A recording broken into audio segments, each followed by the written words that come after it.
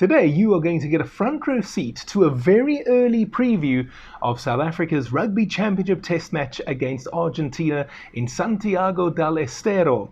Guys, this is an historically significant test match for several reasons. It's the first time in 5 years that South Africa can win the Rugby Championship. We are one win away from creating history. History in the sense that it will be the first time that we win the Rugby Championship in a full edition. The last time we won it, back in 2019, it was a shortened version of the competition. But beware, it will not be easy in Argentina. We have lost there before, and Los Pumas will have their own motivation. They have never won the Rugby Championship in their history, and if they beat us both times with bonus points and deny us bonus points in the process, they could win this competition.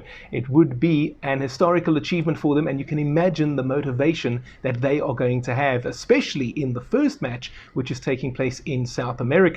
Now, Rassie Erasmus has already named his squad that is in Argentina. In fact, the boys are already there.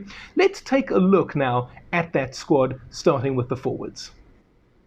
In the front row, we have Thomas du Toit, Vincent Koch, Oxenchair, and Gerard Steenekamp. The hookers are Johan Grobelaar and Malcolm Marx. The locks will be Eben Etzebeth, Nicolas Janse van Rensburg, Salman Murat and Ruan Nortje.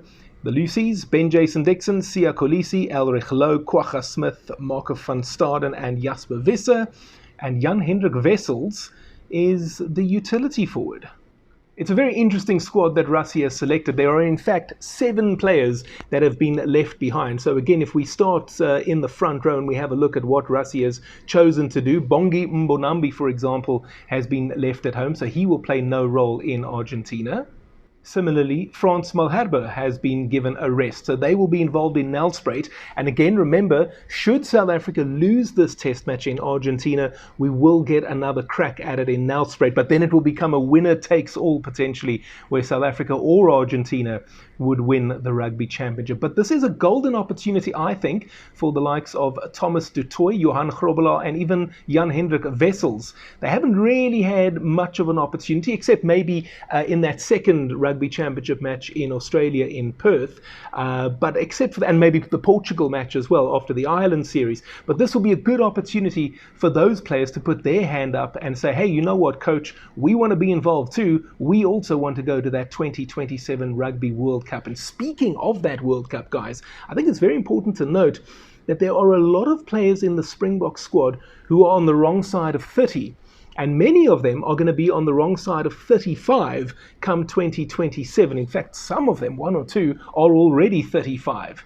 So that gives you an idea of the urgency at stake here. Yes, we have a wonderful golden period of Springbok rugby right now, and we are winning, and it's great to see. We've won 2 Rugby World Cups back to back. We are on the cusp of winning the Rugby Championship, but we do need to refresh the squad, and I'm not worried about that at all, because as you can see, there's a lot of fresh legs that are starting to emerge. Younger players, I mean, Ruan Nortje, for example, I think has had an outstanding season and has already put his hand up to be a replacement for someone like Loet de Jager in the squad. Maybe long-term he moves into the number 4 jersey, but we know that in Argentina, Eben Etzebeth is going to wear that jersey. You just know it. Rassie hasn't announced the starting 15 yet, but I'm telling you, Eben will be there, and he will equal the record of all-time Springbok caps held by Victor Matfield. I'm expecting Ruan Nortje and Eben Etzebeth to start, and then we're going to see either Janse van Rensburg or Murat on the bench as far as the locks are concerned.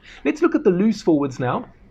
And Siya Kolisi, he's going to start. He's the captain. Apparently, he doesn't need an operation anytime soon on that nose that suffered quite severely at the hands or perhaps the arms and shoulders of Sam Cane in that All Blacks test match at Ellis Park. But that's a separate issue at this stage. I'm glad to see Ben Jason Dixon has been retained in the squad at least.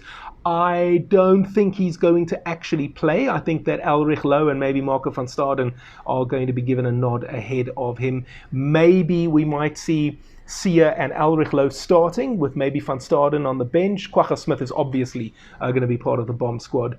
So I think Ben Jason Dixon might just be missing out on this occasion. And then Jasper Visser, I think he will be the 8th man. And again, Ulrich Loh could go there, but we'll have to wait and see. Let's have a look at the back line now. The scrum halves are Jaden Hendrikse, Kobus Reinach and Morne van den Berg. Morne actually came in as a late replacement for Grant Williams, who suffered an injury just before the players actually left to go to Argentina.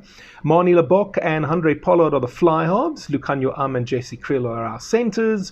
The outside backs, Kurtley Arendse, Apelele Fassi and Makazole Mapimpi. I think it's pretty obvious what the starting 15 is going to look like based on that. And then Kanan Moody is going along as a utility back. Okay, so as mentioned, Van der Berg, he's in. He was brought in for Grant Williams. You know what's something that I find very interesting here, guys, is we saw last year during the World Cup when Rassie and Jacques Nienaber took 4 scrum halves to the World Cup, and most of us were going, what on earth is going on here? Well, we don't need 4 scrum halves. There was a concern over us maybe needing more fly halves and maybe needing more hookers.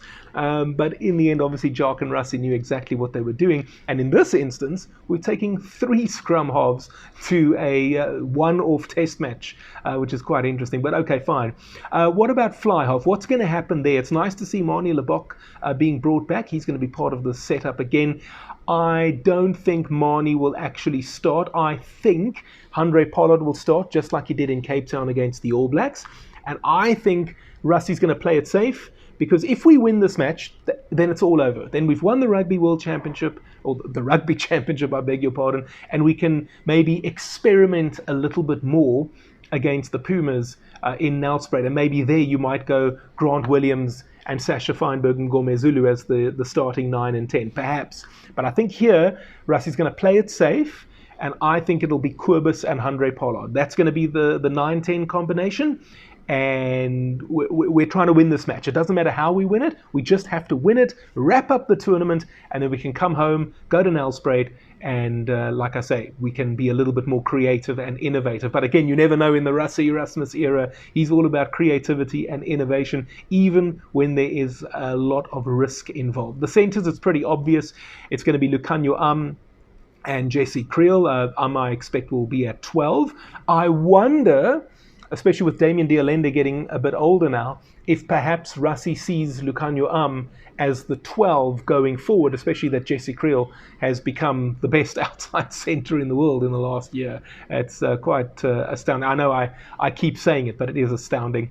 The outside backs, like I mentioned, it's pretty obvious. It's going to be Mapimpi, we're going to have Arendse, and we're going to have Fassi. Kanan Moody is in the squad, but I just think, given what we saw at Newlands, and he looks like he's maybe not 100% fit, maybe just a little bit rusty, still getting into the international season because he missed a bit earlier on, I think he's probably the one that misses out. But you know what? We've got a fantastic squad here. 7 players, as mentioned, have been left behind. We only mentioned a few of them earlier, but Peter Steph du Toit would be one of those that's been left behind. Sasha Feinberg and Gome Zulu, Cheslin Colby, Willie Leroux. These are the other players that are in South Africa right now that didn't travel to Argentina for this test match. And it's an embarrassment of riches, and it gives the coach a selection headache. And you know what? That is exactly where you want to be. So I suppose, given what I've said, let's actually look at what I think the starting 15 is going to look like. Here it is on your screen. Oxenchair, Malcolm Marx, Vincent Koch, I think that will be the front row. Eben Etzebeth and Ruan Nokia in the second row. Sia Kolisi, obviously, is the captain. I think Ulrich Loh is going to take the 7 jersey here. Jasper Visser is going to be the 8. As I mentioned, I think Kobus Reinach and Andre Pollard will be the starting halfbacks. I think we're going to play it safe, not take any chances here. If we're 20 points up with 20 minutes to go or half an hour to go, then maybe Pollard might come off for Marnie Lebok. But I think Marnie is looking at maybe 10 minutes here. Makazole Mapimpi and Kurtley Arendse will be the wings. I suppose Kurtley moves to right wing, but we could also have Mapimpi on the right wing. I suppose 11 and 14, somewhat interchangeable in this instance. Lucanio Am and Jesse Kriel are the centres. Obviously will wear 12. That's what I suspect. I'll be very surprised if Kriel is 12 and 13 instead. And then the replacements, I'm suspecting a 6-2 bench, so I suspect it will be Thomas du Toit, Gerard Steenekamp, and Johan Grobbelaar. Grobbelaar ahead of Wessels, that's what I think. I'm going to go Salman Murat, Kwagga Smith, and Marco van Staden on the bench. So Ben Jason Dixon misses out, and I think that's a decision based mostly on Dixon's, let's say, mediocre performance against New Zealand at Ellis Park. So I think that just for the time being, he's going to be slightly behind in terms of the pecking order. And then we've got Jaden Hendrickse and Marnie Lebok. Right, that's what I think. I'd love to know what you have to say about all of this. Do you think that my selections are spot on? Do you differ with one or two? Would you change a completely different side?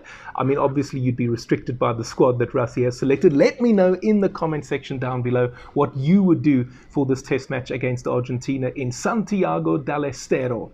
In the meantime, I would like to think that you are enjoying this video because you are still watching. And if that is the case, perhaps you would like to support me. Now, you can do that in a number of ways. Firstly, you can hit the like button down there, or spear tackle the like button, or croc roll the like button. You can also subscribe to the channel if you haven't already done so. And if you would like to help me with a financial contribution, you'll see down there somewhere there's a heart button with a $sign inside of it. If you don't see it, there's a button with 3 dots, and if you click on that, then you will see the heart with the $sign inside of it.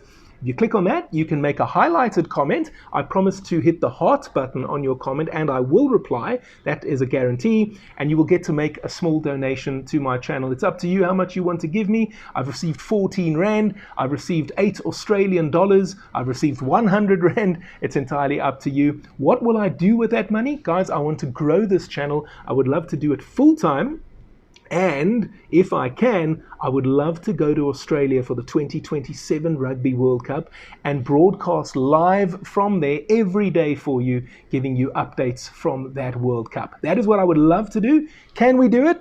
Well, maybe. If you help me out, maybe we can get there. In the meantime, thank you very much for watching. Thank you for your support, and I will see you in the next video.